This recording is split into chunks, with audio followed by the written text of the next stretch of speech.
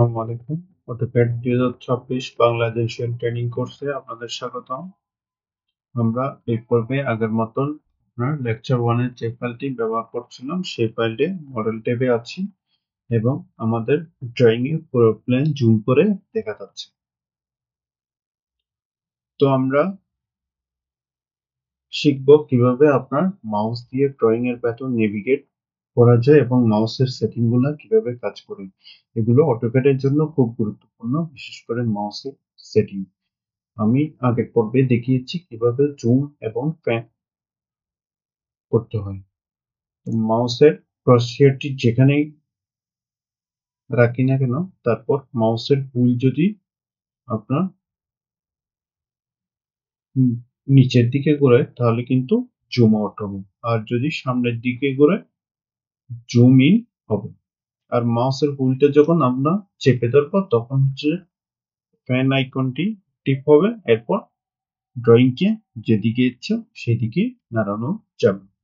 এরপর যখন মাউসের হুইলটি ছেড়ে দিব তখন হচ্ছে ফ্যান মোডটা চলে যাবে বা ফ্যান মোড থেকে বেরিয়ে আসবে। এছাড়া আপনি কোনো কিছু সিলেক্ট না করে বা এরপর রাইট ক্লিক করলে আপনি ফ্যান এবং জুম মোড দেখতে পাবেন। আর যদি এস্কেপ চান তাহলে শর্টকাট মেনুটি ক্লোজ হয়ে যাবে। এছাড়া নেভিগেশন বার থেকেও জুম, এই যে এখানে নেভিগেশন বার আছে এখান থেকেও জুম এবং ফ্যান করা যাবে। তো সাধারণভাবে মাউসের সেটিংস অটোক্যাডে ডিফল্ট ভাবে ঠিক থাকে। তো আমাদের সেগুলো খুব বেশি পরিবর্তন করার প্রয়োজন হয় না। তো এখন হচ্ছে যে আমরা কিছু মাউসের ফাংশনালিটি দেখব। তো আমি আপনার ড্রয়িং এর মাঝ বরাবর গ্রিড এরিয়াতে জুম করব। এরপর হচ্ছে লেয়ার 0 সিলেক্ট করা আছে। হোম ট্যাব থেকে ড্র প্যানেল থেকে একটা লাইন কমান্ড নিব। লাইন কমান্ড নেওয়ার পর দেখা যাচ্ছে যে স্পেসিফাই ফার্স্ট পয়েন্ট শো করতেছে, তার মানে হচ্ছে ডাইনামিক ইনপুট অন আছে। এখন আমরা একটা পয়েন্টে ক্লিক করব। ক্লিক করার পরে মাউস ড্র্যাগ করলে দেখতে পাচ্ছি যে লাইনের দিক, আকার দিক বা কোণ নির্ধারণ করার জন্য বলতেছে। তো এখন চাইলে আমরা ডিস্টেন্স, অ্যাঙ্গেল, কোঅর্ডিনেট টাইপ করে লাইন আঁকতে পারবো, অথবা আমরা মাউসকে নেড়ে লেফট ক্লিক করে একটা লাইন সেগমেন্ট নিব, আরেকটা লেফট ক্লিক করে আরেকটা লাইন সেগমেন্ট নিব, আরেকটা লেফট ক্লিক করে আরেকটা লাইন সেগমেন্ট। এখন যদি আমরা রাইট ক্লিক করি, আনডু করলে আমাদের আনডু অপশন আছে, তাহলে আনডু যদি করে আমাদের একটা লাইন মুছে যাবে। যেমন আনডু, আমাদের একটা লাইন মুছে গেছে। তাহলে আমরা আরো একটা লাইন নিলাম, এরপর লাইন নেওয়ার পরে কি করব, রাইট ক্লিক করব। রাইট ক্লিক করার পরে যখন আমরা ক্লোজ করব, আমরা যে প্রথম পয়েন্টে লাইন শুরু করেছিলাম সেই পয়েন্টে গিয়ে লাইনটা ক্লোজ হয়ে গেছে।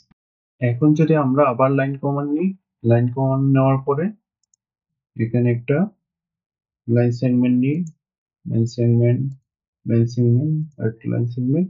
এরপর যদি আমরা কিবোর্ডে এন্টার চাপি তাহলে কিন্তু লাইনটা ক্লোজ হয়ে গেছে, কিন্তু প্রথম পয়েন্টে গিয়ে লাইনটা শেষ হয়নি। তার মানে হচ্ছে যে আপনার এন্টার এবং এন্টার কি আর ক্লোজ দুইটা ভিন্ন ধরনের কাজ করে। এন্টার কি মানে হচ্ছে যে এন্টার মানে হচ্ছে যে শুধু কমান্ড শেষ, আর রাইট ক্লিকের পরে ক্লোজ মানে হচ্ছে লাইন বন্ধ করে যেখানে আপনার প্রথম কমান্ড শুরু করছিল। তো এখন আমরা মাউসের কিছু সেটিং পরিবর্তন করে দেখি।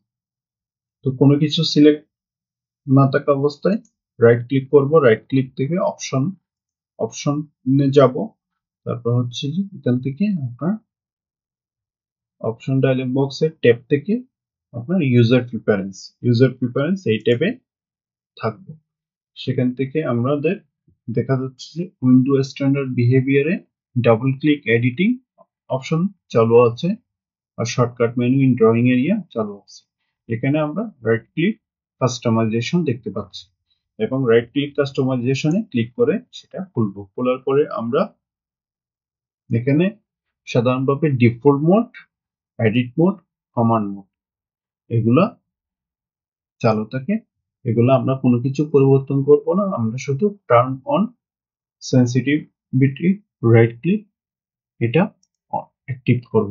অ্যাক্টিভ করার পরে আমাদের কুইক ক্লিক ইন্টার লঙ্গার ক্লিক ডিউরেশন 250 মিলি সেকেন্ড এটা ডিফল্ট ভাবে থাকবে, আমরা সেটাও ডিফল্ট ভাবে রেখে দিব। এরপর আমরা অ্যাপ্লাই এবং ক্লোজ এ ক্লিক করে ওকে দিয়ে বেরিয়ে আসবো। এখন আমরা লাইনগুলো সিলেক্ট করে তারপর দ্রুত রাইট ক্লিক করলাম। এখন আমরা ইরেজ দিয়ে বেরিয়ে আসবো। এখন আমরা এই লাইনগুলো সিলেক্ট করব, দ্রুত রাইট ক্লিক করলাম, ইরেজ। এখন আমরা লাইন কমান্ড নিব, লাইন কমান্ড নিয়ে কিছু লাইনার, তারপর দ্রুত লাইন ক্লিক রাইট ক্লিক করলাম। এখন আমাদের শর্টকাট মেনু না আসে কমান্ড কিন্তু শেষ হয়ে গেছে, কারণ কুইক ক্লিকের কারণে এন্টারের মতো কাজ করছে। এখন আবার আমরা লাইন কমান্ড নিয়ে কিছু লাইন আঁকবো। লাইন আঁকার পরে রাইট ক্লিকটাকে একটু ধরে রাখবো, ধরে রাখার পর কিন্তু শর্টকাট মেনু চলে আসছে। এখন আমরা ক্লোজ দিলে ফার্স্ট লাইনে চলে যাবে, চলে গিয়ে ক্লোজ হয়ে যাবে। তো এইভাবে আমরা দুই ধরনের কাজ একসাথে পেতে পারি।